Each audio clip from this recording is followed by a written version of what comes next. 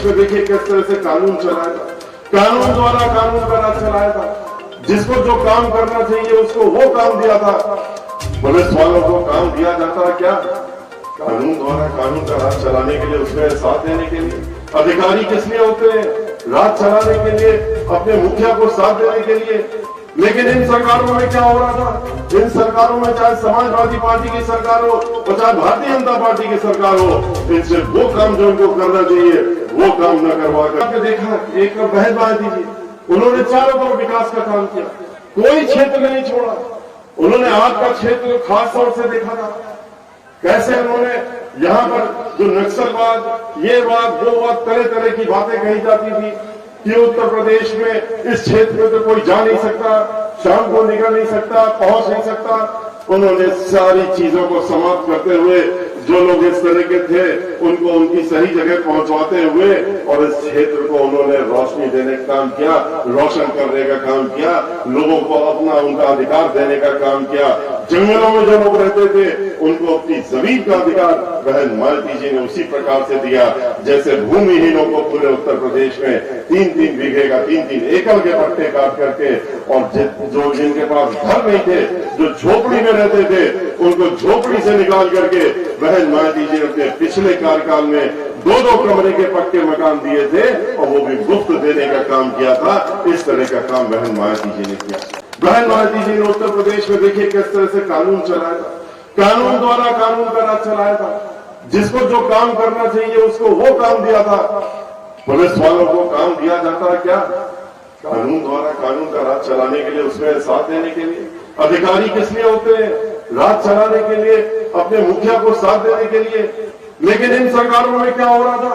इन सरकारों में चाहे समाजवादी पार्टी की सरकार हो और चाहे भारतीय जनता पार्टी की सरकार हो, इनसे वो काम जो इनको करना चाहिए वो काम न करवा करके और दूसरे काम करवाए जाते थे जो इनको नहीं करने चाहिए थे।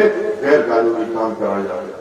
क्या कोई उम्मीद कर सकता है कांस्टेबल से और एक दलित समाज की बेटी जिसका बलात्कार होता है,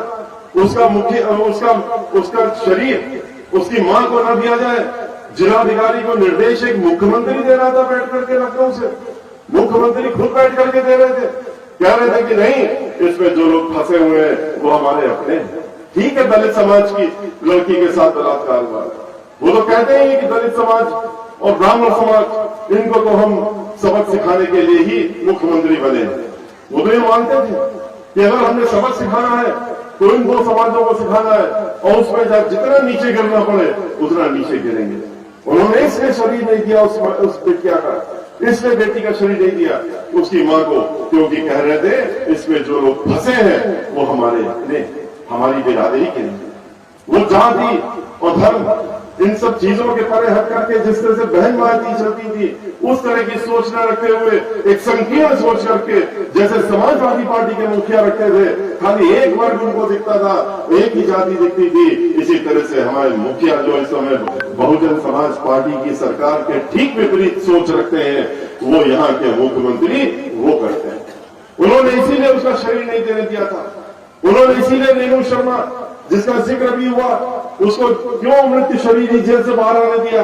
क्योंकि ब्राह्मण समाज की बेटी थी, ब्राह्मण समाज की महिला थी। वो तो बड़े खुश होते हैं।